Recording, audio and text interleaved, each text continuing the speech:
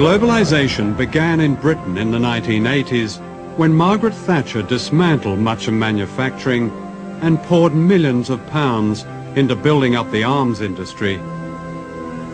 Indonesia became an important British arms market, and General Suharto was sold everything lethal, from fighter aircraft and missiles to warships and machine guns. Unknown to the British public, millions of pounds went to the dictator in export credits. In other words, a large part of his arms bill was paid by the British taxpayer. So important was Suharto as a business partner that the mass murderer was welcomed to London by the Queen.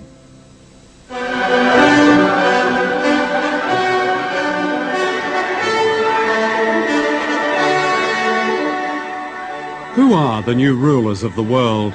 Their empire today is greater than the British Empire ever was. This is the center of this new empire, all within a square mile in Washington. Down the road from the White House and the US Treasury is the World Bank and the International Monetary Fund.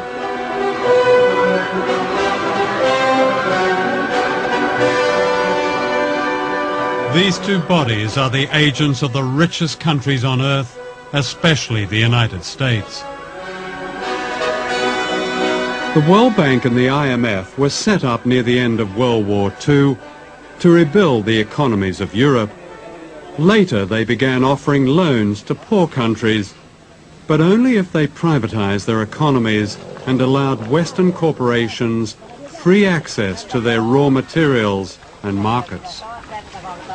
Debt has really been used as an instrument in order for the IMF and the World Bank to get their policies implemented in many developing countries. And we're into a situation now where the poorest countries are in a cycle, a vicious cycle of poverty. They can't get out. And the kind of debt cancellation that's been given still will not allow them to get out of this poverty trap. It's not a question of debt forgiveness, because actually many of the debts were incurred under pressure from the international institutions or were given in collusion with governments which weren't acting in the interests of their people. Let me ask you, do you know the difference between Tanzania and Goldman Sachs? Tanzania is a country that has a gross national product of $2.2 billion and shares it between 25 million people.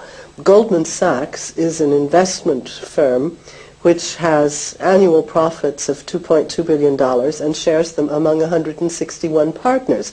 That